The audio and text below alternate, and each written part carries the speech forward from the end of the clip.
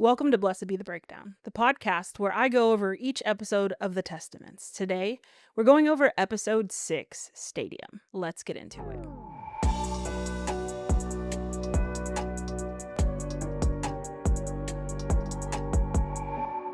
I want to start by saying, I think I said there were 8 episodes before, but there are actually 10 episodes, so I'm extremely happy about that. Now, I was really excited for this episode in particular because of the fact we were getting Aunt Lydia's backstory. And in the book, as I've touched on before, this is really like a big part of that story. Now, I saw a lot of people saying where we kind of saw her backstory in The Handmaid's Tale, which is true, but we did not get the parts where we see her being turned into an ant. And this episode really dove into that. We see Aunt Lydia is a school teacher, and Aunt Vidala is actually her colleague. But one thing to note is in the book, Aunt Vidala and Aunt Lydia are not colleagues at all. They actually don't meet until a little later on in the book, after Aunt Lydia has been in this stadium for a while. Now, when they were at the school, though, we see Vivian come in and, they're asking for I guess he's the principal. I'm not really sure who he is, but they're asking for him. So he goes out there and he immediately just gets shot. Now, I don't know the reason for the shooting, and I don't know if anybody else does, but it could be for a few reasons. Maybe he was combative, or I kind of thought maybe he was a gender traitor.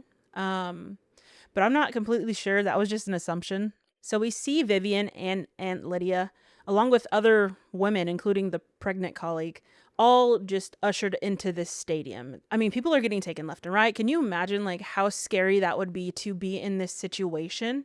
And so we kind of see them band together, right? They kind of form this almost like little friendship, and they're like, well, at least kind of we have each other. In the book, though, Aunt Vidala is actually really pious and is like a true believer. So that's something that varies from the book to the show. Whereas the show version of Aunt Vidala, or Vivian in this case, we see her being a lot nicer, not a true believer, right? She's very much shocked, just like every other woman is in that stadium. I wanted to touch on the public executions because there's a reason they show them this, right? They want these women to have the fear of that could be them. And that is why we've seen throughout Gilead, they do this. They are always doing public executions because they want people to stay in line, because they need to have that fear in them. We see Vivian get taken. So Aunt Lydia wakes up, and she's all alone. And this is where we finally see her meeting Commander Judd. One thing I really liked about this episode, though, was there's a lot of similar lines to the book. Like, there's some of them that are almost verbatim. And I really like that they kept Aunt Lydia's story so close to the book. For instance, we see her meet with Judd. He brings up the abortion, and they do this in the book as well, right? And we kind of wonder, why did she not get taken away or executed because she had an abortion? But she is really good with talking her way out. She tries the normal, oh, I like what you guys are doing, right? But then she turns it, and she kind of really gets into his head and makes Commander Judd think, okay, hey, wait, maybe we do need this. And that's how she gets into her position in the show. In the book, however, it did not play out like that. In the book, Aunt Lydia is kind of in the same scenario. She, has somebody she's acquaintance with in the stadium. Same thing plays out. She gets taken to meet Commander Judd. She's a judge in the book, so when Commander Judd is kind of interviewing her, she's kind of a little, not combative, but kind of really a little reluctant, right? She's talking like a lawyer, because in the book she's a lawyer. So they send her to what's called a think tank. If you remember the preview, we did see a woman in the jail cell, so I think we will maybe get a preview of these think tanks, right? But in the book, Aunt Lydia is taken to this think tank, and she is kept there for a long time. She is beaten, she is tased, she is starved, or she gets food, but it's just the most horrid food ever. And this is what teaches them to kind of be grateful, right? It's literally called a thank tank because it makes you be thankful for what you have. I think she mentions this in the book. It's been a while since I read it, but she gets tased, right? And I think that's where she got the idea of the cattle prods being used in the actual Handmaid's Tale. And I could be wrong, but I'm pretty sure that's what she says in the book. Either way, we can infer that, though. So that's kind of what differs between her meetings with Commander Judd and how she, gets to be where she is. But another thing I wanted to touch on with her is that she didn't actually invent or come up with the idea to have this like women's school or like uh, guidance for women. In the book, it's actually Elizabeth, Helena, Vidala, and Lydia. And all four original aunts actually kept their names. So in the show, I think it gets kind of confusing because you have Aunt Lydia who kept her name, right? But all of the other aunts have made up names. Now, we can infer in the show that maybe she kept her name because she was like the creator of the ants in the show, but in the book, all of the four original ants actually kept their names. As Aunt Lydia is going through and talking to Commander Judd in the show, we kind of see her evil, right? Her evil come out a little bit. Like she's shifting her thought process. It's literally kill or be killed here, and we see that play out, right? We see her put in the position to have to literally shoot Vivian. And what does she do? She pulls the trigger.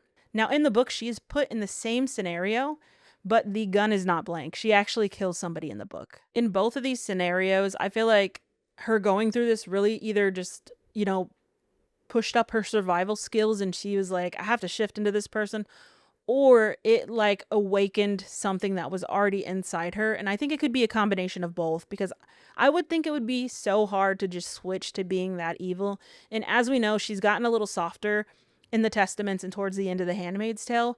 But throughout the whole first few seasons of The Handmaid's Tale, she was just completely evil. And I mean, arguably, she still is evil. She's done a bunch of horrible things, right? But we see her soften up. I did want to read something from the book in regards to the shooting that Aunt Lydia says. In the chapter Sackcloth, she says, "There was an ordeal. You have most likely suspected what it was. It was like my nightmare, except that the women were blindfolded, and when I shot, I did not fall. This was Commander Judd's test. Fail it, and your commitment to the one true way would be voided. Pass it, and blood was on your hands. As someone once said, we must all hang together, or we will all hang separately." So it's literally like I said, kill or be killed. Now, we don't get a lot of the girls in this episode because it's primarily focused on Aunt Lydia's story, but we do get Hilda. I saw a lot of stuff online about people saying that Hilda is like not, they thought she was faking her period, but we see she gets checked in this episode for that, which is, I mean, I didn't even think that they would do that. But also Aunt Vidala was being kind of a dick to Daisy, which is not unexpected because of how Aunt Lydia was treating her. And now that we know what happened between Vidala and Aunt Lydia, we can see why they have so much contention between them. Because in the book, they are very much competitors. Like Vidala in the book wants to be on top, and Aunt Lydia also wants to be on top. So Aunt Lydia in the book kind of plays it out to have the upper hand, but they were really just competing from the beginning in the book. So I think we needed to see this portion of the show where, what happened in the stadium between them. So that way we could see why they kind of don't get along now. But anyways, Vidala checks Hulda. We see she actually started her period. And then we see the aftermath of Shu's slap heard around the world, right? She actually gets punished, and poor Hulda has to literally hold her hands down. And Hulda's just so innocent, and it was just such a hard sight to watch. Not only because these girls are getting punished, right, but in the way they're punishing them, but Hilda is just so innocent, and you just know she feels so bad about it and having to do it. One thing about Shu, though, we're seeing she's a really good friend. She even makes a comment, I think it was towards Becca, but about that and how she was sticking up for her, but she does it like indirectly.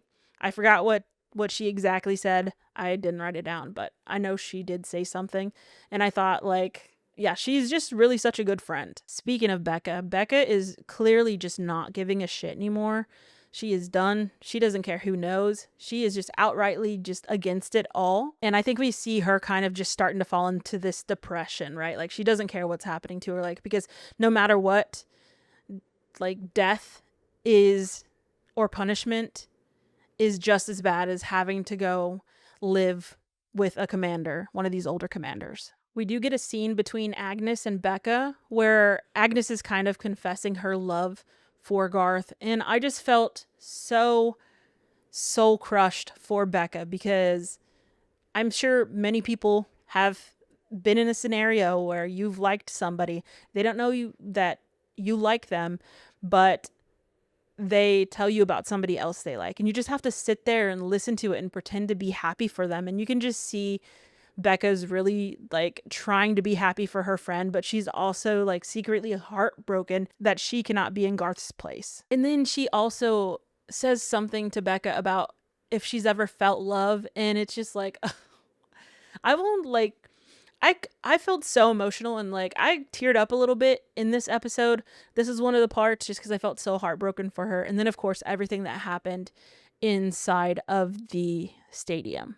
There's a point in the episode too where we see that now that Hulda is certified, she has to go get her teeth checked. Both her and Agnes both have these looks of concern for Hulda because they know what's going to happen. And Hilda is just so innocent, and I think they all know that, which is why they feel especially hard for her. We also see that Commander Judd's wife went into early labor, and we eventually find out that she lost the baby. We see Commander Judd and Aunt Lydia meet, and she's kind of offering a handmaid or offering to help him find a handmaid if needed.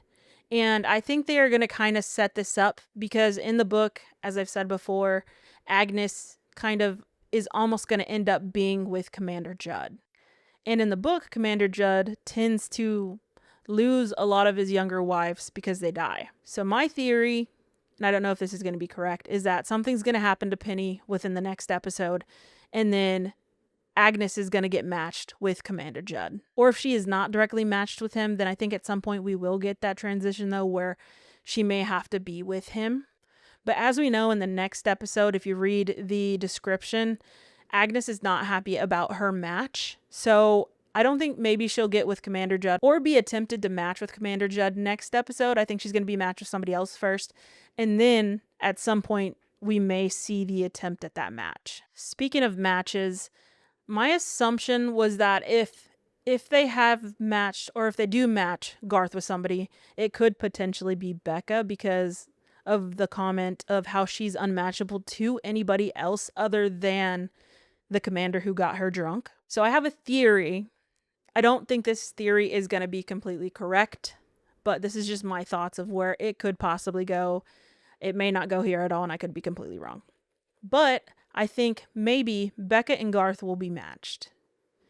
This will send a catalyst of sorts because Becca knows that Agnes is in love with Garth, right? I think that's why we get that scene between Becca and Agnes where Agnes is confessing her love for Garth, because the next episode will really put a test to that friendship. And we also get a point where Aunt Lydia was kind of talking to them, or I don't remember if she was talking to somebody or if it was just like inner monologue about friendship and how you can't really trust friendships in Gilead. And I think all of that was setting up the potential for Becca to match with Garth, Agnes to be heartbroken and upset about that. Now, in the book, Becca really does not want to be married, as we are seeing in the show, and what happens is she ends up trying to unalive herself. So another theory that I have kind of tacked on to my Garth and Becca theory is that if she does get matched with Garth, the pressure is going to be a little too much for her and she can't handle it and she's just like ready to be done with it all, and she attempts to unalive herself. And then she eventually becomes an aunt like she does in the book. Or she could be matched with the guy who got the old commander who got her drunk, and the same scenario plays out where she's just like, she's done. She doesn't want to do it. She's done with life. She tries to unalive herself. And then that's how she transitions into an aunt, because the attempt will be unsuccessful if they follow that part of the book. And she basically talks to Lydia about not wanting to be alive. And Aunt Lydia's like, okay, well, let's make you an aunt. But if you watch the end of the preview, I think the preview is like at the end of episode 3. You saw kind of like the trailer for the rest of the season. There's a part where Agnes kind of runs to Garth and she's like asking about if somebody's okay or something. And I think they may be talking about Becca. But once again, I could be totally wrong with that. That's just kind of where my head's at and my theories are going right now. But I guess only time will tell. We get a scene within Estee and Daisy where she kind of goes in and she says that she's the original Pearl Girl. And I am curious as to where they will take that. There's a couple different ways they can go. I almost thought like, wait, I wonder if Aunt Estee is a part of Mayday, but I don't know if I see that happening. There's a reason they said that, right? So I'm very interested to see where they go with that. We end the episode seeing Aunt Lydia get her diary or her testaments, right? Like the whole premise of the Testaments book is these three characters, Aunt Lydia, Daisy, and Agnes, giving their testaments of what went on in Gilead. And so this kind of comes full circle a little bit, or kind of brings in that aspect of it where we literally see Aunt Lydia writing down her testaments. She does mention in that scene as well that after everything that happened with her girls and at Jezebel's, that was really the turning point for her. And that's what got her to start writing everything down. And even though she knows her words won't really like make things better or prosecute them per se, that somebody will find these and read these and know what went on. In the book, she actually has like a secret hiding place, sort of like they do here or in the show, where she kind of just writes the same thing, her testaments. I believe it's in like a library, like a hidden library where nobody else can get into in the book. Overall, this episode was so good. I really loved it. I think it was one of the best episodes out of this series so far. There's so much that could really be covered behind the book portion of Aunt Lydia that maybe I'll do at the end of the season. I'll kind of go through the book and kind of point out things a little more in depth. I also want to say there's a lot of name switching in this book, okay? So if you hear me saying the wrong name, I have the right idea in my head. It's just you're switching from Agnes or Hannah or Daisy. You know what I mean? Like there's so many different names. There's Vivian and Vidala. Like there's name switching. So sometimes it can get a little confusing when you're trying to talk. So just bear with me, but I promise like I'll try and correct myself if I can catch it in time. And if you see it slip in a video or a podcast audio, it's because it was an accident. So, but thanks for listening. I want to leave with one question though. If you were Aunt Lydia and put into that position at the stadium, what would you do? Because I have a strong feeling, me personally, I probably would have done the same thing Aunt Lydia did.